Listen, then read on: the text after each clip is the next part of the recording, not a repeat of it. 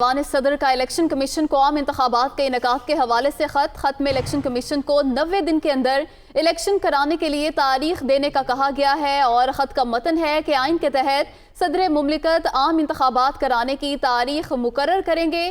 कौमी असम्बली की तहलील के 90 दिन के अंदर इंतखाबात कराना होते हैं। आम इंतखाबात की तारीख के ऐलान के लिए इलेक्शन कमीशन से मुशावरत भी ज़रूरी है। इस खत में ये भी कहा गया है। तफसीलात जान लेते हैं, हमारे नुमाइंदे उमर जट हमारे साथ मौजूद हैं। उमर, बताइएगा। जी, ये वाने सदर की जानिब से इलेक्शन कमीशन ऑफ पाकिस्तान को आम इंतखाबात के इनेकाद के हवाले से बाकायदा खत लिख दिया गया है। और इस खत में इलेक्शन कमीशन को कौमी असम्बली की तहलील के 90 रोज के अंदर इलेक्शन कराने के लिए तारीख देने के हवाले से कहा गया है। खत में ये कहा गया है कि आइन के आर्टिकल 48 की क्लास 5A और आर्टिकल 224(2) के तहत सदर मुमलिकत आम इंतखाबात कराने की जो तारीख है वो मुकर्रर करेंगे। कौमी असम्बली के इंतखाबात के लिए असम्बली के तहलील के 90 रोज के अंदर अंदर इंतखाबात कराना होते हैं, जिसके लिए खत लिखा गया और ये कहा गया है कि उस हवाले से तारीख मुकर्रर कीजिए। और आम इंतखाबात की तारीख के ऐलान के लिए जो इलेक्शन एक्ट 2017 है उसके तहत इलेक्शन कमीशन से मुशावरत करना जरूरी है। यानी इस पे एक तो खत में वाजे किया गया कि जो इसका इख्तियार है तारीख देने का वो प्रेसिडेंट ऑफ पाकिस्तान के पास है, वो ही तारीख मुकर्रर करेंगे। लेकिन जो इलेक्शन एक्ट 2017 है उसमें ये लिखा हुआ है कि इलेक्शन कमीशन के साथ मुशावरत जरूरी है। तो ये इलेक्शन कमीशन के साथ तारीख के हवाले से जो मुशावरत का हवाला है उसी से मुतल्लिक ये खत अवान सदर से भिजवाया गया है इलेक्शन कमीशन को। और उन्हें कहा गया है कि वो तारीख के हवाले से मुशावरत करें और 90 रोज के अंदर इलेक्शन कराने के लिए तारीख दें। जी उमर, शुक्रिया आपका। अब बात करते हैं बड़े केस की। गैर मामूली सियासी सूरत हाल पर आज खुद नोटिस की समाअत चीफ जस्टिस की सरबराही में 5 रुकनी लार्जर बेंच समाअत कर रहा है। इस मौके पर बाबर अवान की जानिब से आज दलाल दिए गए। अदालत को कहा गया कि डिप्टी स्पीकर की रूलिंग बदनीयती पर मबनी है। बाबर अवान ने कहा कि पटिशनर ये कहते हैं कि अदालत उनके हक में शॉर्ट ऑर्डर भी जारी कर दे। अपोजिशन चाहती है अदालत उनके हक में फौरी तौर पर मुख्तसर हुक्मनामा जारी कर दे। आर्टिकल 63A पर किसी ने एक लफ्ज़ नहीं कहा। बाबर अवान ने यह भी कहा कि इनका दावा है कि पार्लिमानी जमहूरियत को बचाने की कोशिश कर रहे हैं। इसी पर बात करेंगे। नुमाइंदा दुनिया न्यूज़ कमरुल मुनव्वर हमारे साथ मौजूद हैं। जी कमर, बताइएगा कहां तक पहुंची अदालती कार्रवाई?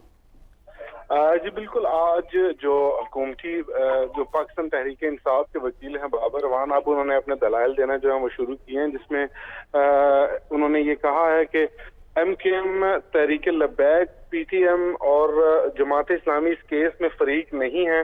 राय हक पार्टी और बाब भी पार्लिमान का हिस्सा हैं, लेकिन इस केस में वो फरीक नहीं बने। बाबर अवान ने चीफ जस्टिस के सामने ये भी कहा कि आज खुद नोटिस की हमेशा अदालत के अंदर और बाहर हमायत की जाती है, ताहम अदालत का मशकूरों के कौम पर मेहरबानी करते हुए नोटिस लिया गया। बाबर अवान ने दलाइल के दौरान ये भी कहा कि अदालत को कहा गया कि डिप्टी स्पीकर की रूलिंग बदनीयती पर मबनी और गैर आईनी है। आर्टिकल 63A पर किसी ने लफ्ज तक नहीं बोला। बाबर अवान ने कहा कि इनका दावा है कि पार्लिमानी जमहूरियत को बचाने की कोशिश कर रहे हैं, ताहम एक सियासी जमात का जो मरकज पंजाब, आज़ाद जम्मू कश्मीर और GB में है वो अक्सरियती पार्टी जो है वो इसी में है। जबकि नून लीग के सदर ने एक प्रेस कॉन्फ्रेंस के जरिए कमीशन की तश्कील का मुतालबा किया है। बाबर अवान ने अपने दलाइल में ये भी कहा कि पटिशनर्स कहते हैं कि अदालत इनके हक में शॉर्ट ऑर्डर जारी करे। शहबाज शरीफ ने प्रेस कॉन्फ्रेंस में कमीशन बनाने का मुतालबा भी किया है, ताहम दरखास्त गुजार जमातें चाहती हैं कि नेशनल सिक्योरिटी कमेटी का रूलिंग में दिया गया हवाला नजरअंदाज कर दिया जाए। बाबर अवान ने इसमें यह भी कहा कि अपोजिशन ये चाहती है कि अदालत इनके हक में फौरी तौर पर मुख्तसर हुक्मनामा जारी करे। इससे चीफ जस्टिस और जो 5 रुकनी बेंच है, इस हवाले से बाबर अवान के तमाम दलाइल मुकम्मल होने के बाद अटॉर्नी जनरल को सुनेगा। अभी केस की समाअत जो जारी है। जी कमर, ये भी बताइएगा कि क्या आज दलाइल मुकम्मल हो जाएंगे? फैसला कब तक मुमकिन हो पाएगा? जी एक्सपेक्ट ये किया जा रहा है कि आज, क्योंकि चीफ जस्टिस ऑफ पाकिस्तान जैसी केस की समाअत शुरू हुई थी तो उस वक्त चीफ जस्टिस ऑफ पाकिस्तान ने ये कहा था कि सियासी तौर पर मसले को हल करने की कोशिश करें। अदालत पर इल्जाम लगाया जा रहा है कि अदालत फैसला नहीं कर रही। एक तरफा फैसला हम कैसे दे सकते हैं? आज कोशिश ये होगी कि तमाम फ्रीकैन जो अपने दलाइल मुकम्मल करें और इस हवाले से कोई फैसला करें।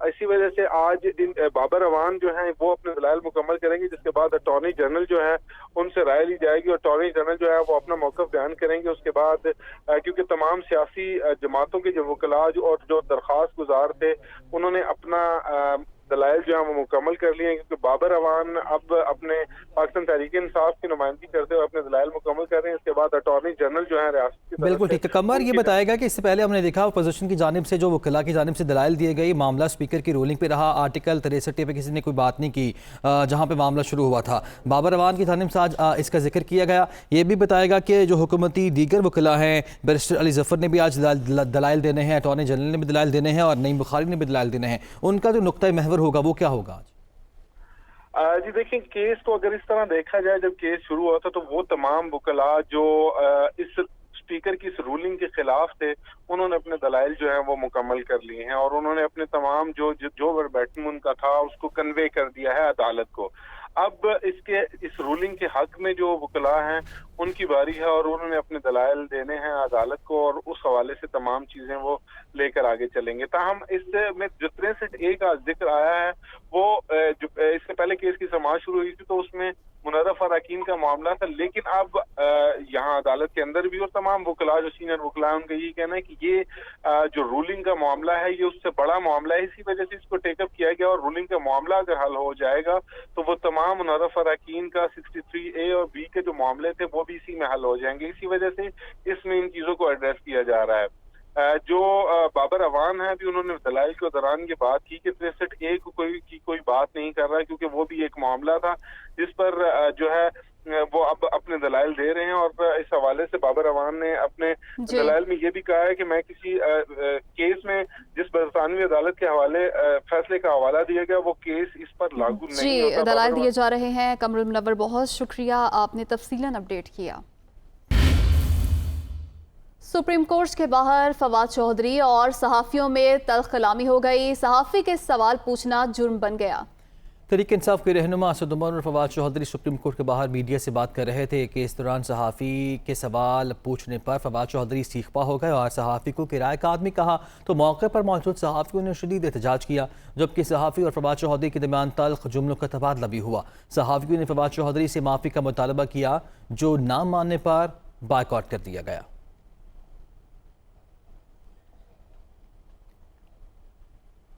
पंजाब असम्बली का इजलास आज होगा या नहीं, कन्फ्यूजन अभी भी बरकरार है। पंजाब असम्बली का इजलास आज ही होगा। डेप्यूटी स्पीकर दोस्त मोहम्मद मज़ारी की जानिब से कहा गया, ये भी कहा गया कि लेकिन पंजाब असम्बली सेक्रेटेरिएट ताउन नहीं कर रहा। डेप्यूटी स्पीकर पंजाब ने कहा कि मैंने सुप्रीम कोर्ट के हुक्म पर इजलास तलब किया है, असम्बली सेक्रेटेरिएट को मेरे ऑर्डर पर इजलास का गजट नोटिफिकेशन जारी करना चाहिए। इसी पर बात करेंगे। नुमाइंदा दुनिया न्यूज़ लियाकत अंसारी हमारे साथ मौजूद हैं। लियाकत अंसारी, बताइएगा कन्फ्यूजन दूर हो पाई, आज इजलास होगा या नहीं? नहीं, अभी तक ये कन्फ्यूजन दूर नहीं हो पाई, क्योंकि अगर देखा जाए कि गुज़श्ता रोज़ जो है वो डिप्टी स्पीकर के दस्तखतों से एक समरी मूव करके जो है वो पंजाब असम्बली का इजलास 16 अप्रैल को 11:30 बजे तक मुलतवी कर दिया गया। लेकिन रात के एक लेटेस्ट डेवलपमेंट हुई जिसमें डिप्टी स्पीकर ने दोबारा से एक सादा कागज़ पर नोटिफिकेशन करके इजलास जो है वो आज शाम 7:30 बजे तलब कर लिया। असम्बली सेक्रेटेरिएट का मौक़िफ़ है कि उन्हें उनका ऑर्डर तहरीरी तौर पर कोई मसूल नहीं हुआ और इसके लिए पंजाब असम्बली इजलास तलब करने के लिए जो है वो एक समरी मूव करना पड़ती है, जिस पर सेक्रेटरी असम्बली, लेजिस्लेशन ब्रांच और डीजी पार्लिमानी अमूर जो है उसके सिग्नेचर होना लाजमी होते हैं। इसलिए उस प्रोसेस को अडॉप्ट नहीं किया गया और इसलिए उस इजलास का गजट नोटिफिकेशन भी जारी नहीं हो सका। तो यूँ जब तक पंजाब असम्बली जो है वो गजट नोटिफिकेशन नहीं जारी करती उस वक्त तक आज का जो स्पीकर का तलब करता इजलास है वो कानूनी तौर पर नहीं हो सकता। तो ये सूरत हाल है। डिप्टी स्पीकर का कहना है कि उन्होंने तो ऑर्डर कर दिए हैं, पहले ऑर्डर अपने मनसूख कर दिए हैं, लेकिन असम्बली सेक्रेटेरिएट उनके साथ ताउन नहीं कर रहा रहा है। उन्होंने कहा कि मैंने तो इजलास जो है वो सुप्रीम कोर्ट की हदायत की रोशनी में बुलाया है। अगर असेंबली सेक्रेटेरिएट आज इजलास नहीं करता तो यकीनी तौर पर यह तौहीन अदालत के मुर्तकिब होंगे। यूं जो है वो डिप्टी स्पीकर और जो है वो इस वक्त उनकी पोजीशन ये है कि उनका जो सादा कागज़ पर जारी नोटिफिकेशन था, ऑर्डर था, उस पर असेंबली सेक्रेटेरिएट जो है वो इजलास तलब नहीं कर रहा। और आज पंजाब असेंबली का इजलास जो डिप्टी स्पीकर की तरफ से 7:30 पे तलब किया गया है वो इजलास होता हुआ नज़र नहीं आ रहा, क्योंकि असेंबली सेक्रेटेरिएट का कहना है कि जब तक गज़ट नोटिफिकेशन नहीं होगा कोई वैलिड इजलास की जो है वो हम तस्दीक नहीं कर सकते। तो पंजाब में जो कायदे-ए-वान का इंतखाब होना है वो बहरहाल ताख़ीर का और इल्तवा का शिकार हो रहा है। डिप्टी स्पीकर भी अब जो है वो एक किस्म का इस अंदाज से हैं कि इन्होंने जो डिप्टी स्पीकर ने इजलास तलब किया उसमें ना पंजाब हुकूमत का मशवरा शामिल है, ना ही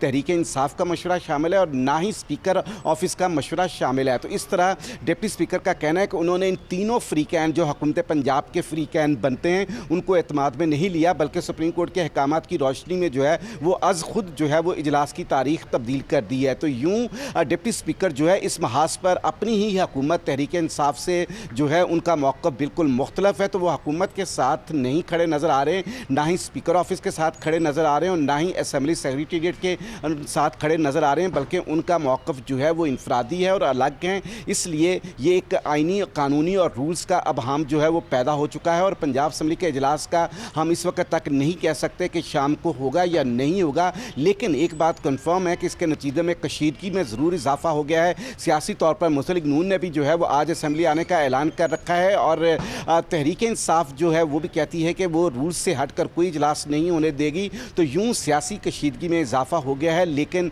इजलास की कंफर्मेशन करने की पोजीशन में हम अभी नहीं हैं। जी, इजलास आज होता नजर नहीं आ रहा। लियाकत अंसारी, बहुत शुक्रिया आपका। पीटीआई रहनुमा असद उमर का कहना है कि अमेरिका में पाकिस्तानी सफीर के तबादले का ऐलान 4 माह पहले हुआ। मरियम नवाज बयान देने से पहले गूगल सर्च कर लेती। ये भी कहा कि कौमी सलामती कमेटी के इजलास में फैसला हुआ कि मामला पार्लियामान में रखा जाए। शहबाज शरीफ इसलिए इजलास में नहीं आए क्योंकि उन्हें मंदरजात का इल्म नहीं था। वो इस्लामाबाद में मीडिया से गुफ्तगू कर रहे थे। अगर वो गूगल ही कर लेते तो उनको पता चल जाता कि ये तबादला जो है ये आज से तकरीबन 4 माह पहले इसका ऐलान हो चुका था और वो मीडिया के अंदर रिपोर्ट हो चुका था। ये कोई रातों रात की चीज़ नहीं थी, ये तो 4 महीने पुराना फैसला है। और सलामती कमेटी के इजलास में जो फैसले हुए थे उसमें से एक फ़ैसला ये हुआ था कि ये तमाम मामला जो है वो पार्लियामान के सामने रखा जाए। वो पाकिस्तान के मुंतखब नुमाइंदों का ऐवान है और वहीं से सारी पाकिस्तान की फ़ैसला साजी होनी है। तो इसलिए ज़रूरी है कि ये फ़ैसला जो है और ये मामला जो है ये पार्लियामान की जो कौमी सलामती कमेटी है उसके सामने रखा जाए। सिर्फ मियाँ शहबाज शरीफ नहीं अपोजिशन की तरफ से इनवाइटेड थे, तकरीबन तमाम बड़े लीडर्स जो हैं, बिलावल जरदारी इनवाइटेड थे, आज़म हैदर होती साहब उसके अंदर इनवाइटेड थे, आज़म तारड़ साहब इनवाइटेड थे, इसके अंदर शरी रहमान इनवाइटेड थी। मुस्लिम लीग नून के रहनुमा एहसन इकबाल कहते हैं कि फॉरेन फंडिंग केस में इमरान नियाजी की चोरी पकड़ी गई। इन्होंने तहकीकात से बचने के लिए अमरीका से ताल्लुकात को दाव पर लगा दिया। जो आइन शिकनी का मुर्तकिब हुआ, सुप्रीम कोर्ट उसे जेल भेजने के इकदाम करेगी। एहसन इकबाल इस्लामाबाद में मीडिया से गुफ्तगू कर रहे थे।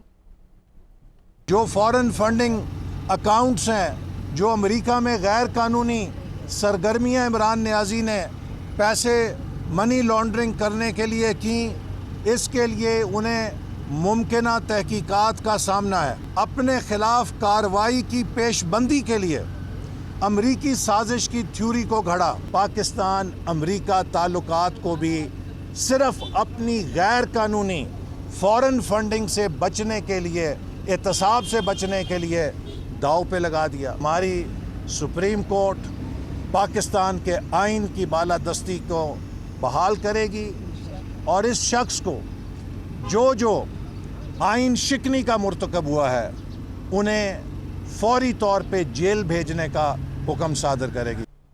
इस्लामाबाद में पीपल्स पार्टी रहनुमा मीडिया से गुफ्तगू कर रहे हैं। उसके नतीजे में उन पर ज़रा सवालात नरम थे, उनके सवाल उठाए जा रहे थे।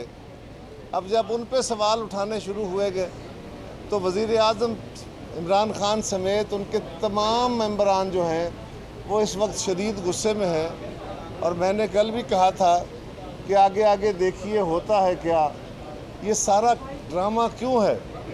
एक तो ये फाशिस्ट है, इनका स्टाइल ये है।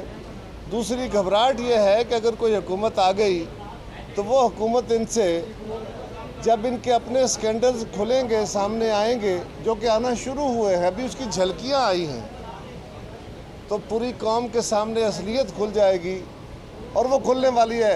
हक़ाइक़ छुपा नहीं करते, तारीख़ ख़ुद को ज़ाहिर कर लेती है।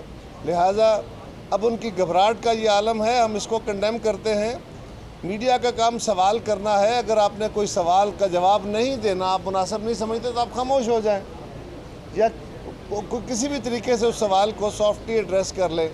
लेकिन उसके साथ लड़ाइयाँ लड़ना, तलखी करना, और ये फवाद साहब का पहले ही काम था।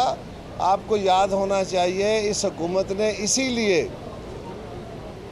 जो ऑर्डिनेंस के ज़रिए मीडिया का गला दबाने की कोशिश की थी, इन्हें नज़र आ रहा था कि हमारा आइंदा सूरत हाल क्या होने वाली है, कि अब मीडिया हमारी हक़ाइक़ हमारे सामने लाएगा तो कौम हमें निकाल बाहर करेगी। लिहाजा मीडिया को भी चाहिए कि वो भी इसके लिए गेयर अप रहे, क्योंकि अभी और इस तरह के फवाद चौधरी या बाकी लोग बहुत सारी तलखियाँ करेंगे। इस्लामाबाद ले चलेंगे आपको तर्जुमान मुस्लिम लीग नून मरियम औरंगज़ेब मीडिया से गुफ्तगू कर रही हैं। की जाए, उनसे सवाल पूछो तो गाली देते हैं, और ये खाली सहाफ़ियों को नहीं देते। पार्लियामेंट में भी 3.5 साल इनसे कोई सवाल पूछो, आगे से सिर्फ जवाब गाली होता है, गुंडागर्दी होता है और बदमाशी होता है। और यही वो रवैये हैं जिनके पीछे पीका ऑर्डिनेंस लाने वाले अशख़ास हैं। मैं इसकी शदीद मज़म्मत करती हूँ। मतीउल्लाह साहब एक सीनियर सहाफ़ी हैं, और जिस तरह उनके साथ यहाँ बदतमीज़ी की गई, और फिर उनके साथ बदतमीज़ी तो की गई, लेकिन फिर सहाफ़ियों को इन जनरल जो कहा गया कि पैसे खाते हैं, और सहाफ़ियों की असलियत मैं जानता हूँ, इस किस्म के जो अल्फाज हैं उनकी भी मैं शदीद मज़म्मत करती हूँ। दूसरी बात यह कि आपको जैसे मालूम है कि सुप्रीम कोर्ट के अंदर इस वक्त आइन शिकनों के ख़िलाफ़ मुकदमे पर समाअत जारी है, लेकिन वो आइन शिकन जिन्होंने आइन के ऊपर हमला किया है, वो अभी भी रियासती ताकत को इस्तेमाल करके, रियासती वसाइल को इस्तेमाल करके अपनी इक़्तिदार और अपनी कुर्सी के साथ चिमटे हुए हैं। और जिस किस्म की तकारीर कर रहे हैं, उससे ये साफ ज़ाहिर है कि वो शिकस्त खा चुके हैं।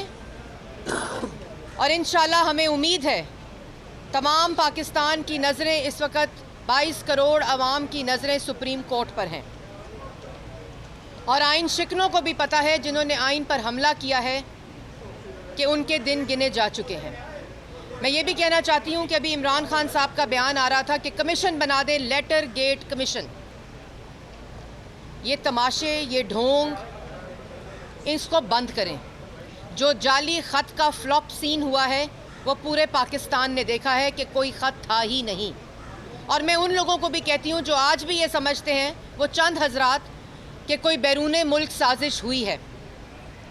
बैरूने मुल्क साजिश का इमरान खान साहब को 7 मार्च को पता चल गया, तो 3 अप्रैल तक का इंतज़ार कैसा? बैरूने मुल्क साजिश का अगर 7 मार्च को पता चल गया था, तो 8 मार्च को अदम एतमाद की तहरीक को स्पीकर ऑफिस ने जमा क्यों किया?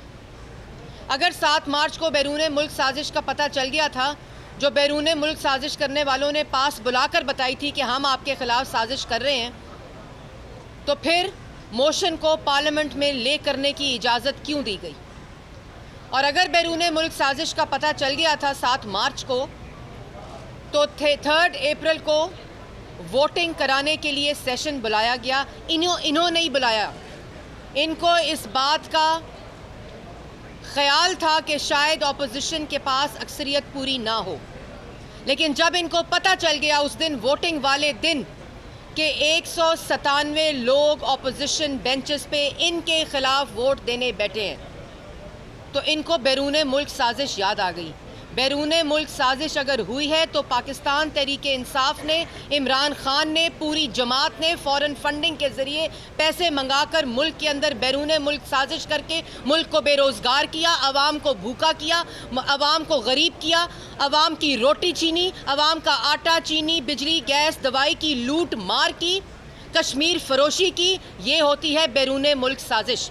तो अगर लेटर गेट कमीशन बनाने की दरख्वास्त की है, तो सबसे पहले पाकिस्तान की आवाम को लूट मार करने वालों के खिलाफ कमीशन बनेगा और पाकिस्तान की आवाम बनाएगी और बताया जाएगा उस कमीशन में कि किस तरह इमरान खान साहब ने अपने दस्तखतों से पाकिस्तान के आवाम की चीनी चोरी की, बिजली चोरी की, गैस चोरी की। आज वो लोग जो पहले करप्शन का बयानिया झूठा लेकर इलेक्शन में गए थे और पूरी की पूरी ऑपोजिशन को जेल में डालकर इलेक्शन लड़े थे, उसके बाद जब हुकूमत में आए तो मदीना की रियासत बनाने का दावा करके पूरी की पूरी ऑपोजिशन को जेल में डालकर हुकूमत की।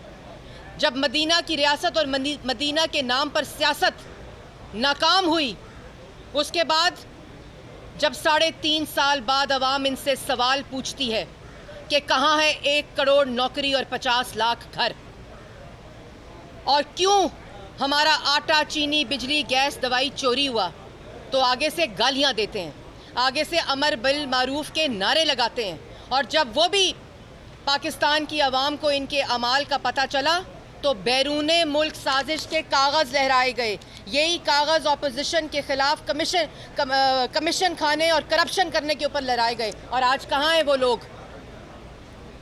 और पाकिस्तान के प्राइम मिनिस्टर ऑफिस को इस्तेमाल किया ऑपोजिशन को जेलों में डालने के लिए। और उसके बरक्स मतीउल्लाह जान साहब, आप इनसे सवाल पूछते हैं कि फराह गुज्जर बाहर क्यों गई? ये आपको कैसे जवाब देंगे? आप मुझसे पूछें फराह गुज्जर बाहर क्यों गई। पहली बात तो फराह गुज्जर बाहर गई नहीं, फराह गुज्जर को इमरान खान साहब ने बाहर भगाया, और वो इसलिए भगाया कि फराह गुज्जर इमरान खान साहब की बीवी की फ्रंट मैन थी, इमरान खान साहब की फ्रंट मैन थी। जिस तरह Shahzad Akbar asset recovery unit में बिठाकर इमरान खान साहब ने वफाक में उनको अपना फ्रंट मैन बनाया, इसी तरह फराह गुज्जर को वफाक में शहजाद अकबर को और पंजाब में फराह गुज्जर को बिठाकर वो लूट मार की। और क्यों बुज़दार साहब को वज़ीर आला बनाया? क्योंकि इसी तरह का ताबेदार चाहिए था। असल में पंजाब में फराह गुज्जर साहिबा चीफ मिनिस्टर थीं और डीसी, एसी, तहसीलदार, रेडी वाला जिससे पैसे मिलते थे खाकर तमाम तकरीरियाँ और ट्रांसफ़रें फराह गुज्जर साहिबा ने कराई। और क्यों कराई? क्योंकि इमरान खान साहब की बीवी उनको ये हुक्म देती थी। तमाम महकमात बनी गाला से आते थे, बक्से भर भर के पैसों के बनी गाला जाते थे, और इसलिए 300 कनाल के महल का ख़र्चा चलता था। 1.5 लाख के ऊपर 300 कनाल का ख़र्चा नहीं चलता। ये तमाम पैसे बक्से भर भर के फराह गुज्जर साहिबा पंजाब से, एसीओं से, डीसी से, इंस्पेक्टर से, तहसीलदारों से, रेडी वालों से पैसे खाकर इमरान खान साहब को भेजती थी। इसी तरह शहजाद अकबर साहब वफाक में शुगर मिल से, फ्लोर मिल से, आटा मिलों से, इन सब चीनी, आटा, बिजली, गैस, दवाई चोरों से, नैब से पैसे खा खा कर इमरान खान साहब को देते थे। वो गोदाम जो पैसों का बनी गाला में भरा गया है वो शहजाद अकबर और फराह गुज्जर साहिबा के ज़रिए भराया गया है। इसलिए भगाया इमरान खान साहब ने। ये जो फराह गुज्जर, और अभी तो फराह गुज्जर साहिबा भागी हैं बाहर, अभी फराह गुज्जर साहिबा की बेस्ट फ्रेंड जो बनी गाला में रहती हैं अभी तो वो भी भागेंगी। उसके बाद उनकी बेस्ट फ्रेंड के जो हस्बैंड हैं जिनका नाम इमरान खान साहब है, जिन्होंने अपने इक़्तिदार को बचाने के लिए, अपनी लूट मार को बचाने के लिए आइन को तोड़ा, आइन पर हमला किया और आइन शिकनी की, सिर्फ़ और सिर्फ इस लूट मार को बचाने के लिए। ये एक बहरूपिया है, ये एक मुनाफिक है, ये एक झूठा है, ये एक लूट मार टोले का सरबराह है जिसका नाम इमरान खान है। बैरूने मुल्क साजिश का जो नाम लेता है और कहता है इलेक्शन 3 महीने में है, तैयार हो जाओ। इमरान खान साहब, जो खिलवाड़ आपने पाकिस्तान के आइन के साथ किया है, आज पाकिस्तान आपकी अना और तकब्बुर पर चल रहा है, आइन पर नहीं चल रहा। पिछले 3 दिन से पाकिस्तान में कोई आइन और कोई हुकूमत मौजूद नहीं है, सिर्फ आपके अना, तकब्बुर और ज़िद की वजह से। 3 महीने में इलेक्शन की कॉल और तैयारी मत करें। 3 महीने में जेल जाने की तैयारी करें, क्योंकि आइन शिकनों को, आइन के गद्दारों को, आइन तोड़ने वालों को इलेक्शन में लड़ने की इजाज़त नहीं होती। आर्टिकल 6 के मुर्तकिब होने वाले को अब सिर्फ जेल जाना पड़ेगा। और मतीउल्लाह साहब और यहाँ जितने सहाफ़ी मौजूद हैं, अगर फराह गुज्जर से रिलेटेड कोई सवाल है तो हमसे करें, क्योंकि ये आपको कैसे बताएंगे कि फराह गुज्जर साहिबा ने जो लूट मार इमरान खान साहब के कहने पर और अपनी बेस्ट फ्रेंड के कहने पर जो बनी गाला में रहती हैं, वो लूट मार आएगी इंशाअल्लाह पाकिस्तान की आवाम के सामने। जो भागे हैं और जो भागने जा रहे हैं, उनके साथ जो पाकिस्तान की आवाम करेगी वो ऐसी इबरत की निशान बनेगा इन आइन शिकनों के साथ जो होगा, और पाकिस्तान की आवाम का आटा, चीनी, बिजली, गैस, दवाई चोरों के साथ जो होगा। और मैं ये भी कहना चाहती हूँ कि आप यहाँ आपके सामने तकरीर करने आए तो इनसे पूछिएगा कि बैरूने मुल्क साजिश तो आपकी हुकूमत गिराने के लिए हो रही थी। गैर मामूली सियासी सूरत हाल पर अज खुद नोटिस की समाअत। डिप्टी स्पीकर की रूलिंग में बज़ाहिर इल्जामात हैं, कोई फाइंडिंग नहीं। चीफ जस्टिस की जानिब से ये रिमार्क्स दिए गए। क्या स्पीकर हकायक सामने लाए बगैर इस तरह की रूलिंग दे सकता है? चीफ जस्टिस का सवाल। यही आईनी नुक्ता है जिस पर अदालत ने फैसला देना है। ये भी बताएं, क्या स्पीकर ऐसी रूलिंग दे सकता है जो एजेंडे पर नहीं? चीफ जस्टिस की जानिब से ये इस्तफसार किया गया, जबकि स्पीकर की रूलिंग का दिफा लाजमी करें लेकिन ठोस मवाद पर। तफसीलात जान लेते हैं, हमारे नुमाइंदे कमर मुनव्वर हमारे साथ मौजूद है। कमर, फिर क्या दलाल दिए गए हुकूमती वकील की जानिब से बाबर अवान जो कि दलाल दे रहे थे? जी, बाबर अवान ने जब आज दलाइल शुरू किए तो उनका ये कहना था कि अगर आप मुझे जज जो हैं वो इजाज़त दे, चीफ जस्टिस से ये कहा कि अगर वो इजाज़त दें तो वो इसके इजलास को जो वो इन कैमरा करना चाहते हैं, कि इन कैमरा करके वो खत जिसको बेस बनाकर यहाँ पर तहरीक अदम एतमाद के खिलाफ जो है वो रूलिंग दी गई थी, उस हवाले से वो खत भी यहाँ पर दिखाएंगे, जिस पर चीफ जस्टिस ने कहा कि अभी हमने आपसे कोई खत नहीं मांगा। ताहम अटॉर्नी जनरल का नुक्ता सही है, हम भी फॉरेन पॉलिसी के मामलात में नहीं पढ़ना चाहते और हमें फॉरेन पॉलिसी के जो मामलात में उनमें पढ़ना भी नहीं चाहिए। ताहम वफाकी काबीना की मीटिंग कब हुई थी? चीफ जस्टिस ने ये इस्तफसार किया कि वफाकी काबीना की मीटिंग कब हुई, काबीना इजलास के तारीख मालूम करके एग्जैक्ट बताऊंगा। बाबर अवान ने कहा था। हम बाबर अवान ने ये भी कहा कि क्या कुछ बातें इन कैमरा हो सकती हैं, और बाबर अवान ने कहा कि फॉरेन ऑफिस में जो ब्रीफिंग दी वो अदालत के सामने रखना चाहता हूँ, जिस पर चीफ जस्टिस ने कहा फिलहाल ना तो हम कोई खत मांग रहे हैं, फिलहाल ऐसा कुछ करने की जरूरत नहीं कि इजलास को इन कैमरा किया जाए, ये जो ये समाअत है इसको इन कैमरा किया जाए। ताहम बाबर अवान ने कहा कि मरासले में 4 चीजें सामने आई हैं। ऑफिशियल सीक्रेट एक्ट के तहत ज्यादा तफसीलात दे नहीं सकता। फॉरेन ऑफिस ने मरासला देखकर वजीर आजम और वजीर खारजा के साथ ये मीटिंग की थी जिसमें इस खत को ज़ेर बहस लाया गया था। बाबर अवान ने यह भी कहा कि काबीना की मीटिंग में मुतल्लिका डीजी ने मरासले पर ब्रीफिंग भी दी थी। शुक्रिया आपका।